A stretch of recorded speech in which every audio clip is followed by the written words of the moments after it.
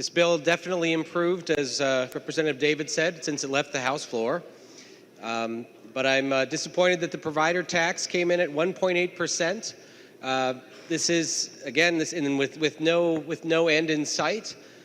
This is a tax on Minnesota's sick, and that's not what my priorities are up here in lowering the cost of health care. A lot of people emailed me and called me saying that we need to keep the provider tax because it's so essential to Minnesota care. In fact, some of the House members did videos showing it was, we needed this for Minnesota care. We've been digging into the numbers, and of all the money that comes in from this provider tax into the Health Care Access Fund, really no money goes to Minnesota care. It used to go there, but since 2015, the federal basic health plan subsidies and the enrollee premiums pay for Minnesota care. This is an unnecessary tax on Minnesotans.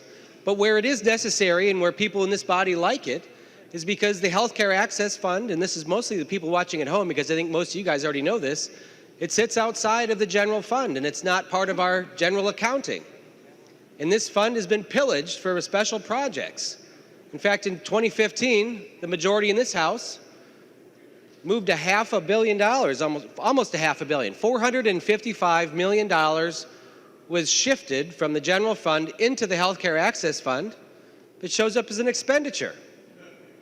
And then it was moved back into the general fund on July 1st when the new budget started to show as an extra almost $500 million in revenue. This is a laundromat for legislators to move money back and forth for special projects, to try to make budgets look bigger or smaller. And we really should be moving the Health Care Access Fund into the general fund for accounting purposes so we can be more honest and transparent with taxpayers. And this is a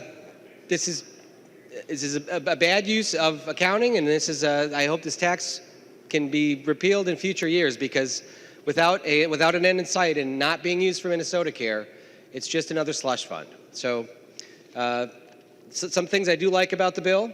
I love the farm to ag tax credit. It's really going to help rural Minnesota and especially help our schools in rural Minnesota when we want to have a bonding referendum for the schools, and it doesn't put a disproportionate amount of money on farmers.